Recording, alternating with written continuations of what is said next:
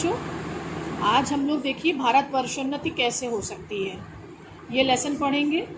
ये पाठ भारतेंदु हरिश्चंद्र द्वारा लिखित एक निबंध है। अगर कहा जाए कि कौन सी विधा में है तो निबंध विधा में लिखा गया है ये।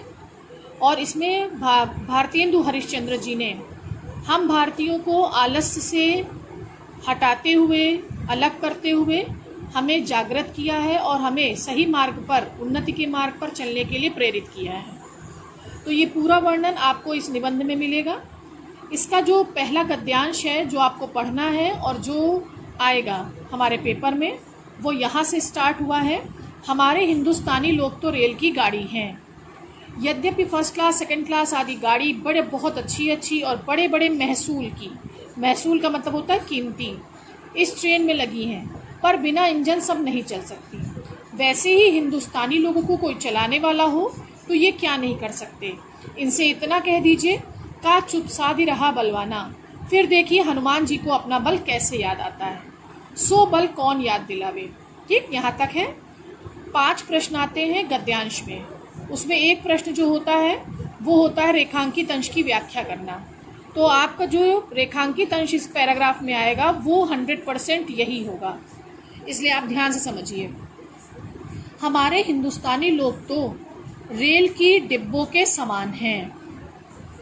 अर्थात जिस प्रकार रेल के डिब्बे, चाहे वो फर्स्ट क्लास के हो, सेकंड क्लास के हो, या कितने ही कीमती क्यों ना हो, लेकिन अगर उसमें आगे इंजन नहीं लगा होता है तो वो डिब्बे कीमती होते हुए भी बेकार के बेकार ही रहते हैं। उसी प्रकार हम हिंदुस्तानी लोग भी चाहे कितने ही योग्य क्यों ना हो, लेकिन हमें हमारी योग्यता का अगर स्मरण कराने वाला कोई व्यक्ति अगर आगे नहीं आता है, कोई भी नेतृत्व कराने वाला अगर आगे नहीं आता है, तो हम सब भी योग्य होते हुए भी अपने स्थान तक सीमित होकर रह जाते हैं। इसीलिए भारतेंदु हरिश्चंद्र जी ने हम हिंदुस्तानियों की तुलना रेल के डिब्बों से की है।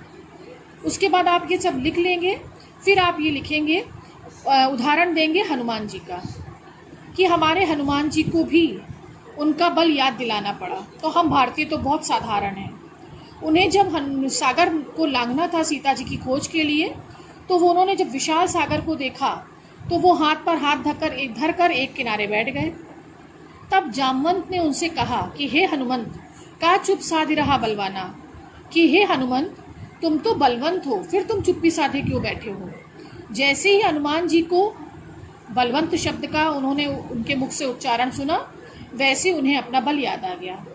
तो कहने का मतलब क्या हुआ बच्चों, कि जब हनुमान जी को भी उनका बल याद दिलाना पड़ा, तो हम भारतीय तो बहुत साधारण ही हैं। इसलिए हम भारतीयों को भी जब तक हमारी योग्यता का स्मरण कराना कोई नहीं कराने आगे आता, तब तक हम भी बेकार के बेकार, निष्क्रिय के निष्क्रिय और आलस्य से युक्त होकर पड़े रहते हैं।